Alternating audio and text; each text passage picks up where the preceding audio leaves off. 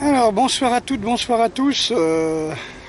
Voilà, on est bientôt septembre, hein, dans 3 jours on reprend les cours. On est sur les lieux du forum des associations, du village associatif auquel je participe depuis sa création il y a plus de 30 ans, mais que je ne ferai pas cette année parce que, vu les conditions d'incertitude, je ne peux pas me permettre de distribuer des milliers de prospectus durant 2 jours à des personnes, à tous les visiteurs. Hein. Généralement, il y a 3 à 4 000 visiteurs. Si je ne suis pas sûr de pouvoir assumer les cours à chaque fois, que l'on impose après aux personnes des conditions pour pouvoir venir, hein, ou le fait d'être mineur, ou le fait d'avoir une autorisation, ou d'avoir une attestation, ou d'avoir 5 ou 6 injections de je ne sais quoi. Donc là, je ne peux pas me permettre. Donc cette année, j'ai prévenu tout le monde et j'ai dit, voilà, on fera les cours tranquillement. Si les gens veulent nous voir, ils me connaissent, ils sont sur Internet. Ça fait 50 ans que je suis dans les arts martiaux à Saintes. Ils savent très bien où me trouver. Donc je suis avec David. Donc David qui est un stagiaire, il a participé au dernier stage. Et voilà, alors comme à l'accoutumée, hein, on va faire des questions-réponses en espérant qu'il n'y ait pas trop de vent. Je t'écoute. Alors Bernard, je voulais te demander comment tu expliques le glissement de sens du mot les arts martiaux. C'est-à-dire qu'à la base c'est censé désigner des techniques militaires et aujourd'hui on est sur des trucs comme le MMA qui se disent des arts martiaux mixtes. Et comment t'expliques que ce glissement vers le sport et que ça se fasse dans le sens commun, c'est-à-dire tout le monde, c'est normal pour tout le monde, alors que ça n'a plus de sens en fait par rapport à la définition des mots. C'est comme le vaccin, tu vois, quand on entend 1000 fois par jour depuis 2 ans vaccin, vaccination, alors que c'est une expérimentation, c'est une injection de techniques, nanotechnologie expérimentale pour des laboratoires qui ont besoin de cobayes à grandeur nature, et donc ils ont des millions de cobayes. Ils n'injectent pas les mêmes choses à toutes les personnes, c'est ce qu'on a cru comprendre. Et c'est la même chose, art martial, ça a été une mauvaise traduction française de martial arts, c'est-à-dire des arts militaires japonais. Au Japon, il y a les Bugei Juhapan, qui sont les 18 disciplines pratiquées par les bushi, hein, c'est-à-dire les guerriers. Selon les siècles, évidemment, ça change, hein, du fait de la modernisation des armes, les armes chinoises, les armes coréennes, les armes on va dire, qui viennent des Hollandais, des Espagnols. Donc Nobunaga en sait quelque chose, parce qu'il a fait la première troupe de mousquetaires, on va dire. Hein, il a massacré les troupes de Takeda. Donc on le sait bien, donc ça change constamment, les armures changent, les techniques changent. Et puis quand la France est arrivée en 1864 avec la mission chanoine et le capitaine Jules Brunet, voilà, il arrive avec des fusils, des canons, des choses modernes, quoi. C'est plus la coulevrine chinoise, on en est au canon de 50, je crois, quelque chose comme ça.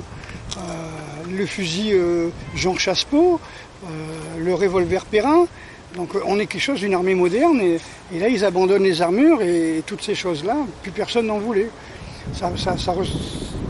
C'était, qu'on peut dire, le symbole de l'ancien monde, et on va vers les Lumières, on appelle ça la période des Lumières, Meiji, et puis on laisse tomber le reste. Alors là on peut dire par exemple à cette époque-là, en 1872, quand la casse samouraï a été interdite, le port du sabre et de la tonsure aussi, qu'est-ce qui se passe?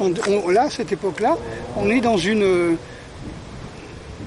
époque de transition, un petit peu comme les Gallo-Romains, tu vois, qui ne savaient pas qu'ils étaient les Gaulois, et encore moins Gallo-Romains.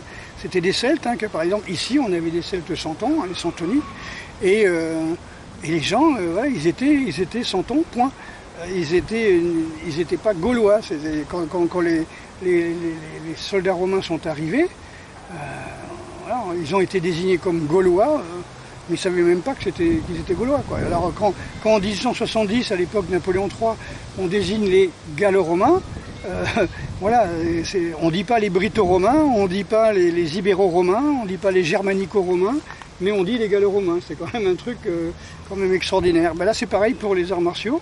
Dès le moment où on répète les mêmes conneries pendant des années et des années et des années, dans des journaux, dans des magazines qui sont aux mains des mêmes personnes qui ont du fric à faire avec ça, hein, donc je ne sais pas si tout le monde sait qui a mis la main mise, hein, sur les maisons d'édition et tout ça après la guerre, mais voilà, on ne peut pas dire ce qu'on veut.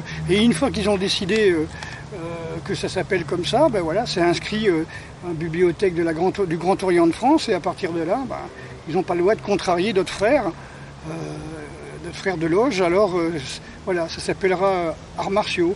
Comme un JT, ben, ça s'appellera en France un JT, alors qu'un JT au Japon c'est autre chose. Donc pourquoi ben, peut-être parce que les gens étaient fiers de dire on fait des arts martiaux, quoi. Comme j'expliquais sur les dictionnaires avant, quand tu cherchais martial, c'était tu avais un taux martial, c'est-à-dire un taux de fer dans le sang. Voilà, Mars, c'est le dieu de la guerre. Et puis tu avais un tribunal, une cour martiale, il y avait une loi martiale, tout ça c'était un rapport avec les militaires, il n'y avait absolument aucun doute là-dessus. Et dans les années 70-80, ben là on commençait à parler effectivement art martial égale sport de combat. Tu vois, sport de combat japonais, un truc comme ça. Et dans sport, il n'y avait pas sport de combat. Quand tu regardais les définitions de sport, il y avait quelque chose sur l'éducation, c'était éducatif. C'était pour permettre aux enfants de s'éveiller. Tout d'un coup, tu vois, sport de combat, arts martiaux japonais. Arts martiaux japonais, sport de combat. Tu vois, donc, non, c'est le serpent qui se mord la queue, c'est un petit peu leur alchimie. Ouais. C'est le mensonge répété 1000 fois, comme disait Goebbels. Un mensonge répété 1000 fois reste un mensonge, répété 1 million de fois, ça devient une vérité. Et on impose cette vérité à tout le monde. Donc MMA, ça n'a jamais été de l'art martial.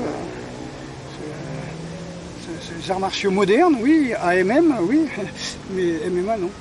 Donc à l'époque de la mission Chanoine, il y avait effectivement les arts martiaux japonais en armure, avec les arcs, avec les yari, avec les naginata, et tout ça, ben, était obsolète et on ne parlait plus que de l'armée moderne. Hein. En 1905, par exemple, à Port Arthur, eh bien, effectivement, la marine a gagné sur les Russes.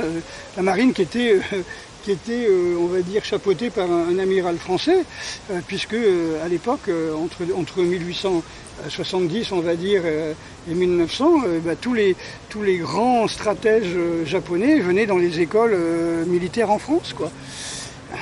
Donc, il y a eu énormément de contacts entre la France et le Japon. En général, les Français sont bien vus au Japon.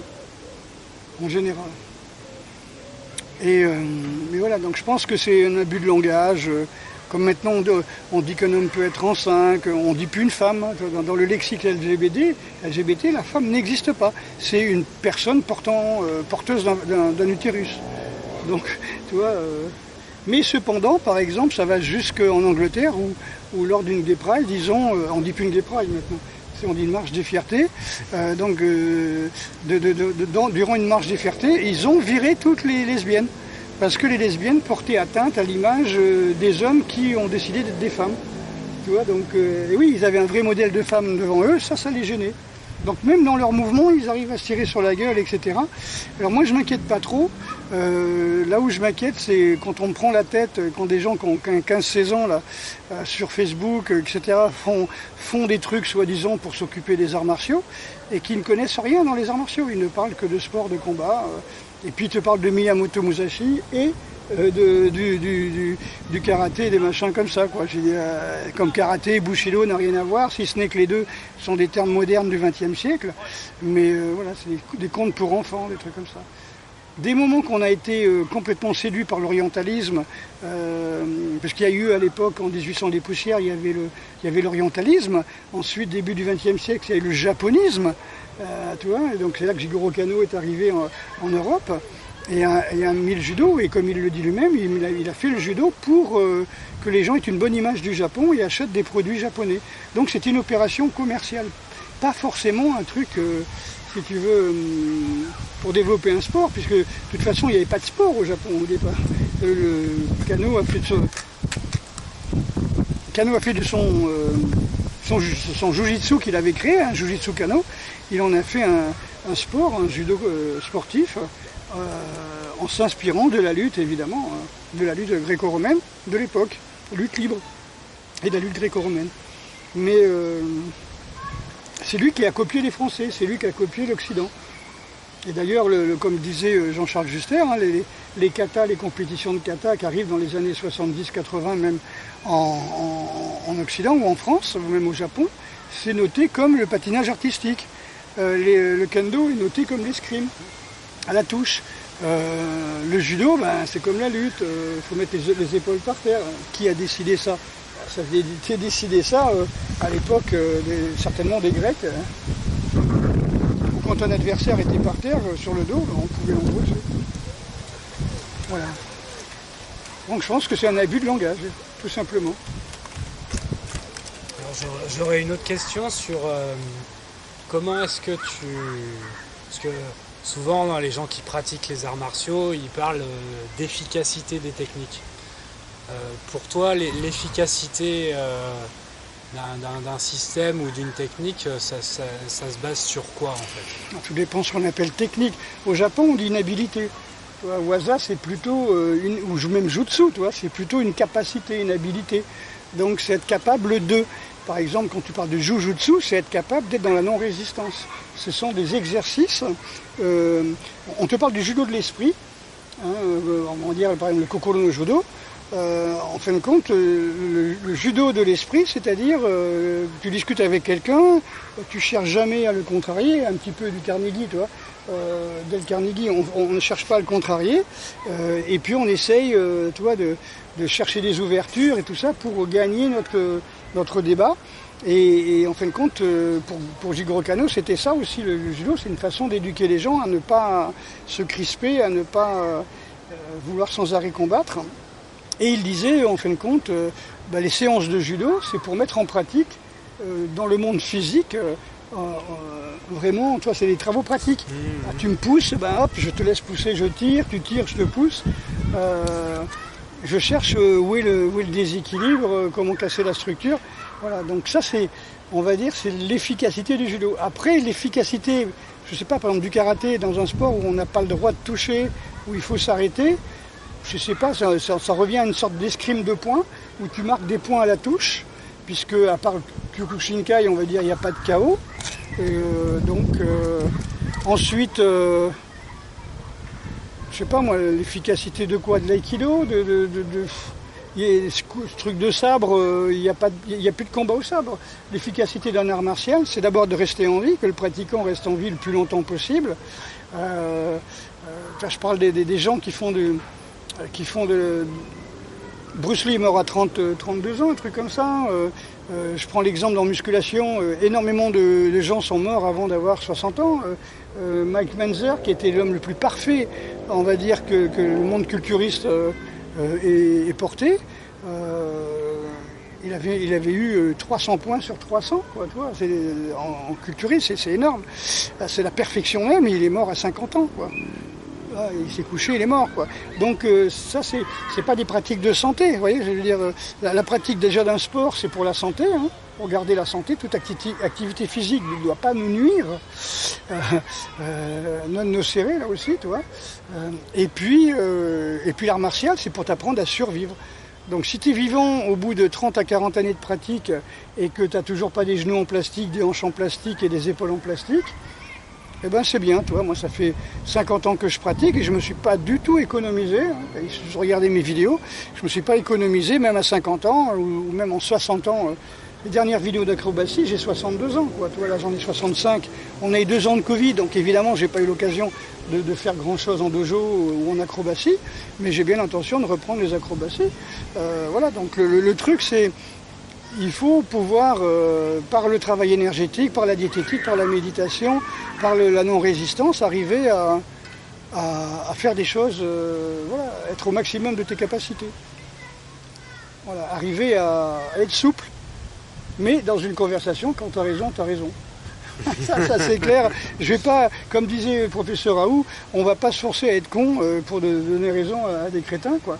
Donc je vais pas m'excuser d'avoir fait 50 ans de pratique, d'avoir été au Japon, d'avoir été avec des grands maîtres, d'avoir gagné des coupes, fait des championnats de France. Je vais pas m'excuser non plus, quoi, d'avoir été avec les meilleurs pour apporter le meilleur aux Français, quoi. Et une dernière question, dans un monde comme aujourd'hui, comment est-ce que tu vois l'avenir de l'art martial tel que tu le pratiques pour toi, ça va prendre quelle direction dans les... Alors, l'avenir en général des arts martiaux, ça, d'après ce que j'ai compris, il faudrait... vous savez qu'on est gouverné par un banquier de Rothschild qui achète tous les grands centres, par exemple l'électricité, les machins, les barrages et tout ça, et qui les fait acheter par les Américains. Et là, l'électricité, on va la payer 2 fois plus, c'est pas pour rien. Ça va encore bénéficier aux Américains. Donc on va se retrouver, comme l'Ukraine, comme le Kosovo, la France deviendra, en tout cas, va s'affirmer, puisqu'elle est depuis 1945, comme étant une colonie américaine. Et peut-être qu'on va marcher avec le système américain, c'est-à-dire qu'il n'y aura plus d'association. 1901, il n'y en a pas aux États-Unis, quoi. Il n'y en a pas ailleurs qu'en France, quoi. Donc cette particularité française risque de sauter, et je pense effectivement qu'il faudra se transformer en société, des sociétés privées, comme les sociétés de privées d'entraînement aux États-Unis, en Israël, qui font du tir, des machins comme ça. Donc moi je pense que je vais faire mon système, donc je vais vraiment élaborer, expliquer ce qu'est mon système, à partir de 50 années de pratique. Et puis à partir de là, voilà, un musée, un studio de cinéma pour faire des vidéos et tout ça. Je ferai mon système en enlevant tout ce qui est sportif. Alors à qui est-ce que ça s'adressera? J'en sais rien, ceux qui voudront bien y avoir accès. Mais surtout, pour moi, l'avenir, par exemple, judo, aikido, karaté, machin et tout, ça va devenir de n'importe quoi. Tu vois, en karaté, ils mettent de la musique, ils dansent en faisant des techniques de boxe, ils appellent ça karaté quelque chose. C'est que de la boxe sans musique. Ouais, le Yosekan Bido l'avait fait, les Claudettes l'avaient fait avant, et puis certainement les Étrusques le faisaient en dansant avec une balle, voilà quoi. Donc, je sais pas ce que ça va devenir, mais moi je m'occupe de l'ici et maintenant surtout. Mais voilà, moi j'ai décidé de transmettre vraiment au plus près de ce que je fais. Voilà. Et quand on fait des stages, on les fait comme tu as vu là en nature, on chute sur du dur. Il y a des femmes qui viennent faire les cours avec nous, il n'y a pas que les hommes. On a eu un professeur 4e dan d'aïkido qui est venu aussi, d'Allemagne. Voilà, donc c'est des gens qui sont passionnés par la vérité, par les arts martiaux. Et puis eux, ce qui les intéresse, surtout les femmes, parce que les femmes, elles sont plus parfois dans la réalité, en tout cas. Elles ont compris It's a man's world, comme dit la chanson, It's a man's world. C'est un monde d'hommes fait par les hommes pour les hommes. Et les femmes, elles ont intérêt à se battre. Elles ont intérêt à se battre si elles veulent être à la hauteur. Et donc, les femmes, quand elles font des arts martiaux, c'est pas forcément pour casser la gueule ou pour faire le cacou. C'est vraiment pour se défendre. Donc les femmes qui viennent me posent des questions, des vraies questions. Les questions, comment on fait pour encaisser les coups, comment on fait pour pas se faire blesser, comment on fait pour éviter telle et telle attaque. C'est vraiment des techniques réalistes. Les hommes me posent moins ces questions parce que, à moins d'être policier, d'être gendarme, d'être dans la sécurité, j'ai quand même pas mal de gens qui viennent de ces milieux-là, les autres, ils font ça en dilettante. Alors que la femme, elle fera jamais les arts martiaux en dilettante. Elle le fera dans le but de protéger ses enfants et de se protéger. Voire maintenant de protéger son homme vagin. Qui est incapable de se protéger lui-même. J'avais fait une vidéo là-dessus en disant aux femmes qu'on ne pas compter sur les gars, qu'il fallait qu'elles se débrouillent toutes seules, malheureusement.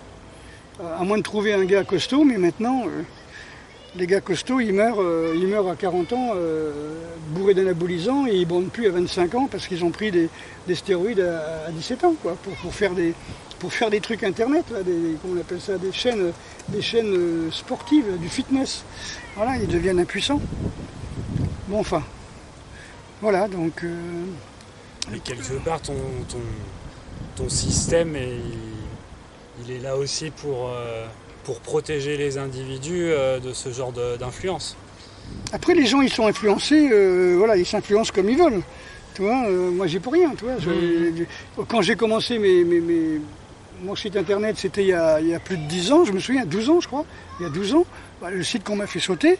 Donc il y a 12 ans, comme je disais, j'avais 1000 vues, 0 dislike. Voilà, les gens étaient étonnés de voir quelqu'un qui arrive, qui parle de ninjutsu en français.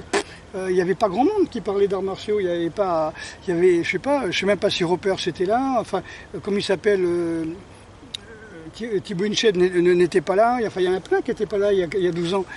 Maintenant, très bien, c'est leur métier. Ils ont fait une formation pour ça. Ils ont fait du méga business. Voilà, ok, ils font leur truc. C'est ça leur vie. Si c'est ça les rend heureux, je sais pas. En tout cas, ça les enrichit point de vue pécunier, mais ça s'arrête là, quoi. Les gens meurent, voilà, avec énormément d'argent, quoi. Donc, si ça leur fait du bien.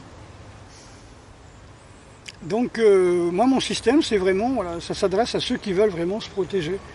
Ou voir enseigner, apprendre aux autres mais je pense, à se protéger. Mais je pense que c'est un sacerdoce.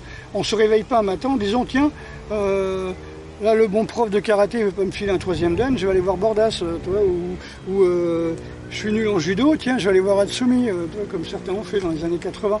Non, c'est pas...